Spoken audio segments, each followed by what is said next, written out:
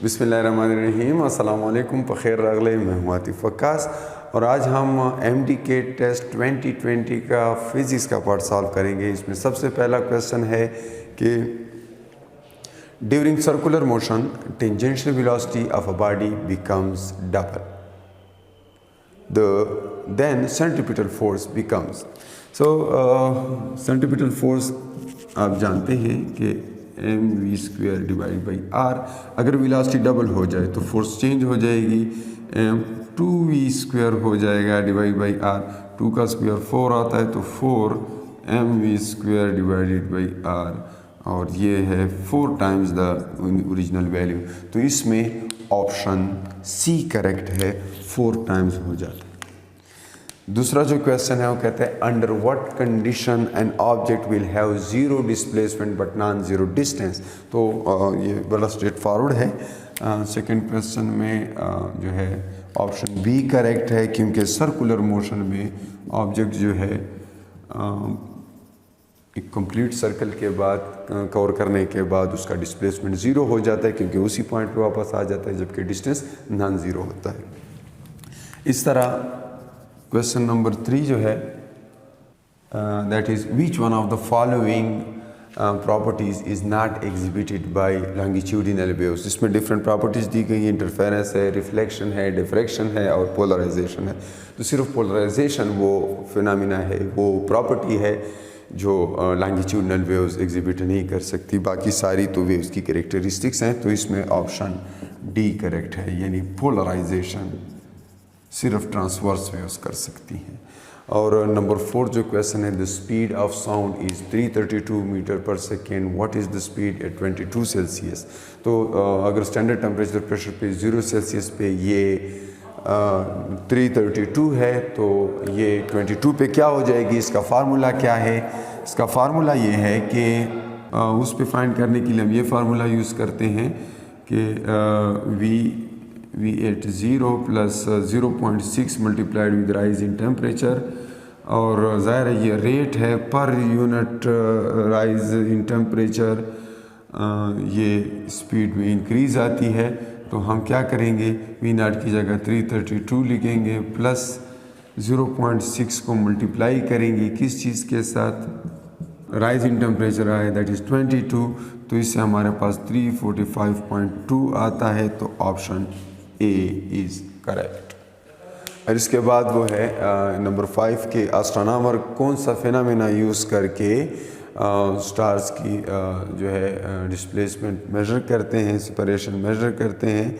सो ज़ाहिर है आप जानते हैं कि जब दो ऑब्जेक्ट्स के दरमियान रिलेटिव मोशन होती है तो वो एक दूसरे के लिए, अगर उनमें से एक सोर्स ऑफ सम वेव्स है और दूसरा रिसीवर है, तो रिसीवर को उस सोर्स से जनरेट होने वाली वेव्स की फ्रीक्वेंसी डिफरेंट नज़र आएगी। रीज़न ये है कि उनके दरमियान रिलेटिव मोशन होती है। तो इसको हम डॉपलर इफ़ेक्ट कहते हैं, और यही डॉपलर इफ़ेक्ट यूनिवर्स की एक्सपेंशन और स्टार्स की दूर जाने की जो स्पीड है, उन चीज़ों को कैलकुलेट करने के लिए यूज़ किया जा सकता है। सो नंबर 5 में जो है option D is correct, that is Doppler effect. इसके बाद क्वेश्चन नंबर 6 में वो कहता है कि in a ripple tank 40 waves जो है pass through a certain point in 1 second. Frequency दी गई है, क्वेश्चन नंबर 6 में फ्रीक्वेंसी ऑफ वेव्स दी गई है 40 वेव्स पर सेकेंड, और वेवलेंथ दी गई है वेवलेंथ जो है दैट इज़ 5 सेंटीमीटर। इसको आप 0.05 मीटर भी लिख सकते हैं 100 पे डिवाइड करके। करना क्या है, हमने स्पीड फाइंड करनी है। So V is equal to F lambda 40 multiplied with 0.05, this is 2 metre per second. So question number 6 में ऑप्शन डी करेक्ट। और इसके बाद क्वेश्चन 7 में कहता है in which process the entire heat given to the gas is converted to the internal energy of the gas. तो आप जानते हैं फर्स्ट लॉ ऑफ थर्मोडायनामिक्स कि जितनी हीट किसी सिस्टम को दी जाए वो दो तरह से यूटिलाइज हो सकती है, इंटरनल एनर्जी में चेंज और वर्क डन। तो अगर हम कहते हैं कि वर्क डन नहीं हो रहा तब ही सारी की सारी हीट इंटरनल एनर्जी में जाएगी। और किस प्रोसेस में वर्क डन नहीं होता? जिसमें वॉल्यूम कांस्टेंट रहता है, P delta V is zero. So delta V is zero because volume is constant and that is isochoric process. तो option A is correct, that is isochoric process. और फिर question number 8 है कि internal energy of a system in an isothermal process is. So अगर isothermal process है it means कि temperature same है। तो अगर टेम्परेचर सेम है तो internal energy remains constant. So option D is correct. इसके बाद क्वेश्चन नंबर 9 में जो है if the potential at a point is, जो कि 1 मीटर दूर है चार्ज से, वहाँ पर वो कहता है कि पोटेंशियल 1 वोल्ट है। अगर पॉइंट 2 मीटर दूर हो तो पोटेंशियल कितना होगा? तो आप जानते हैं पोटेंशियल का formula V is equal to K Q divided by R. And K और क्यू सेम दिए हैं, कोई चेंज नहीं आई, सिर्फ R चेंज हुआ है। तो अगर R के साथ रिलेशन दे के इन्वर्स रिलेशन है, R डबल हो जाएगा तो वोल्टेज हाफ हो जाएगी। तो वोल्टेज पहले 1 थी अब 0.5 वोल्ट हो जाएगी और ऑप्शन सी इज करेक्ट। फिर इस तरह क्वेश्चन नंबर 10 में वो कहता है कि the values of electric intensity will dash due to the presence of dielectric medium। अगर डाइलेक्ट्रिक मीडियम में कोई चार्ज को रखें तो उसकी इंटेंसिटी जो है उसको क्या होगा? तो ऑब्वियसली उसकी इंटेंसिटी कम हो जाएगी। वजह यह है कि वो जो है उस फील्ड को पोलराइजेशन उसमें काज कर लेगा और पोलराइजेशन की वजह से अपोजिट डायरेक्शन में फील्ड जनरेट हो जाती है जिसकी वजह से उसकी इंटेंसिटी कम हो जाएगी। सो क्वेश्चन नंबर 10 में आप लिख सकते हैं कि electric field intensity decrease, option C is correct. 10 में सी करेक्ट, ठीक है। और इसका मैथमेटिकली भी आप चेक कर सकते हैं कि एप्सिलॉन आर इसके डिनोमिनेटर में आता है। फिर क्वेश्चन नंबर 11 है कि the slope of distance time graph. जाहिर है slope of distance time graph जो है राइज पे डिस्टेंस है, रन पे टाइम है, rise by run, distance by time is speed. और स्पीड एक स्केलर क्वांटिटी है जो कि हमेशा पॉजिटिव रहती है, इसलिए option B is correct. And then question 12 में ये पूछा गया है कि at what angle of projection a projectile the range becomes half of its maximum range। तो मैक्सिमम रेंज हम जानते हैं, रेंज का फार्मूला है VI square sine of theta 2 theta divided by जी। तो मैक्सिमम रेंज है तो हम साइन 2 थीटा को 1 पुट कर लेते हैं और वो कहता है कि नहीं जी तब बताएं जब मैक्सिमम रेंज का हाफ आ जाए हमारे पास, फिर एंगल क्या होगा 1/2। मतलब ये है कि साइन 2 थीटा को 1/2 पुट कर लें तो साइन 2 थीटा इज़ 1/2। आप जानते हैं अगर आपके पास कैलकुलेटर नहीं है तो आप बग़ैर कैलकुलेटर कैसे साइन और कॉस थीटा फाइंड करते हैं? आप स्क्रॉल डाउन करें मेरे यूट्यूब चैनल के सबसे पहले वीडियो में आप देख सकते हैं किस तरह बग़ैर कैलकुलेटर के हम मालूम करते हैं कि साइन ऑफ सम एंगल क्या है। बहरहाल यहाँ पर मैं 2 थीटा को 30 ले लेता हूँ क्योंकि साइन 30 1/2 होता है और थीटा मेरे पास आ जाएगा 15 डिग्री। सो इसमें ऑप्शन ए करेक्ट, ठीक है। इसके बाद क्वेश्चन नंबर 13। क्वेश्चन नंबर 13 है if you drop an object its initial velocity is 0, how far it will fall in time t। so question number 13 में हम ये फार्मूला यूज़ करेंगे,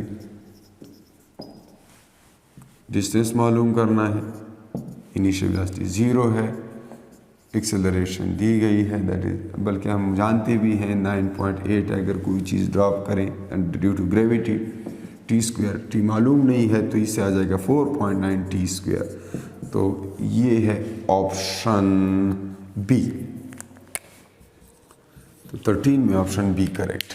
क्वेश्चन नंबर 14 है कि न्यूटन सेकंड किस चीज़ का यूनिट है। आप जानते हैं न्यूटन लॉ से कि delta P by delta T. So delta P जो है वो एफ डेल्टा टी है, और आप ये भी जानते हैं कि इम्पल्स भी एफ डेल्टा टी है।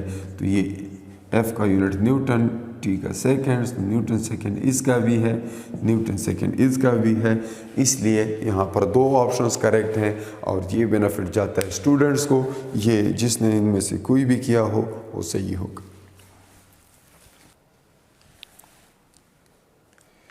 क्वेश्चन नंबर 15 में वो पूछता है कि एक वेट लिफ्टर है 1.75 उसकी हाइट है, वो ज़मीन से किसी लोड को उठाता है जिसका मास 50 kg है और उसको अपने सर के अबाव 0.5 मीटर तक लेके जाता है।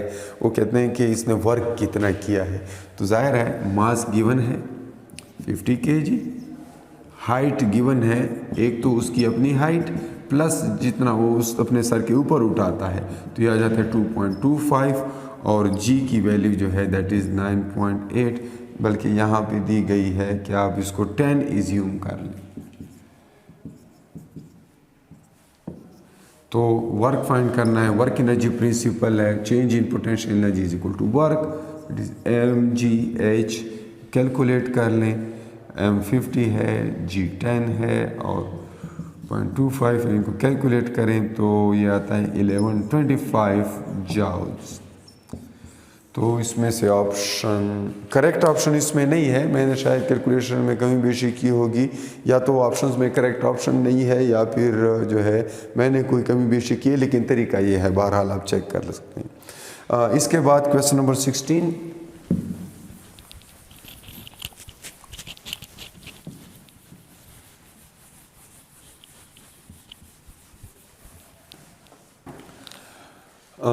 क्वेश्चन नंबर 16 है what is the speed of 2 kilogram metallic bob at mean position of a simple pendulum when released from its extreme position at 0.5 metre high.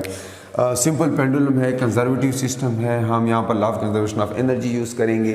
जब एक्सट्रीम पोजीशन में होता है सारी की सारी एनर्जी पोटेंशियल एनर्जी के form में होती है, और जब मीन पोजीशन पे होता है तो सारी की सारी energy in the form of kinetic energy होती है। हम क्या करेंगे, हम पोटेंशियल एनर्जी फाइंड करेंगे और उसी को काइनेटिक एनर्जी एज्यूम कर लेंगे। So kinetic energy at mean position is mgh।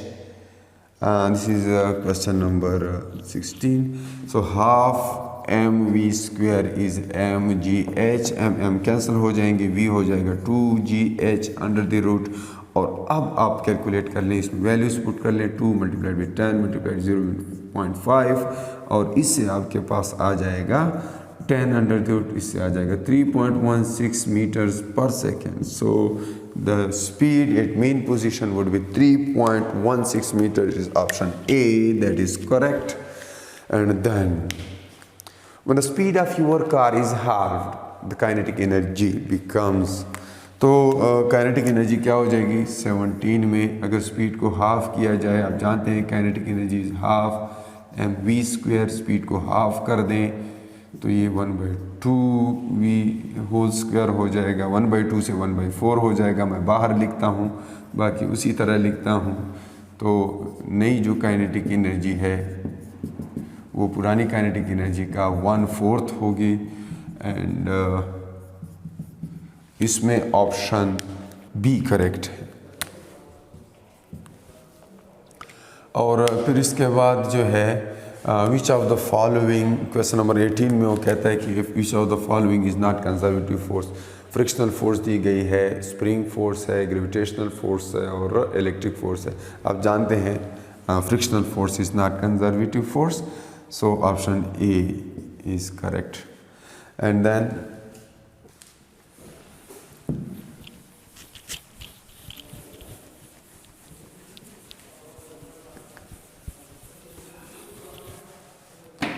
Question number 19 में वो पूछ रहा है कि जनाब if the earth rotation in axis once a day, suppose by some process the earth contracts so that its radius is only half as large as the present, then how long the earth will take to complete its rotation. दिन में 24 घंटे होते हैं, अगर अर्थ का radius half हो जाए तो कितने घंटे होंगे। तो इसके लिए हम क्या करते हैं, हमने ये कैसे मालूम किया कि दिन में कितने घंटे होते हैं। ये एक्चुअली इस फार्मूले से t is equal to distance by speed, ये टेंजेंशियल स्पीड है अर्थ की, that is 1674.5 kilometre per hour. तो ये नासा ने कैलकुलेट किया है। बहरहाल अगर एस की जगह मैं 2πr पुट कर लूँ डिवाइड बाई वी, तो इससे 24 आवर्स आता है। लेकिन अगर इसको हाफ किया जाए तो अगर आर हाफ हो जाएगा तो टाइम पीरियड भी हाफ हो जाएगा, तो 24 आवर्स से 12 आवर्स हो जाएंगे। Option D is correct. And then last question, 1 radian is equal to, बड़ा ही आसान है, 1 रेडियन जो है दैट इज़ इक्वल टू, आप जानते हैं इट इज़ 57.3 डिग्री। क्यों 57.3 डिग्री? क्योंकि 2π रेडियन 360 डिग्री की इक्वल होता है, और 360 को 2π यानी 6.28 पे डिवाइड करें तो आपको क्या मिलता है, 57.3 डिग्री मिलता है। इस वीडियो में हम इतना ही करेंगे। इंशाल्लाह बकिया जो है मैं नेक्स्ट वीडियो में आपके साथ शेयर करूँगा। तब तक के लिए अपना ख्याल रखिए। अल्लाह हाफ़िज़।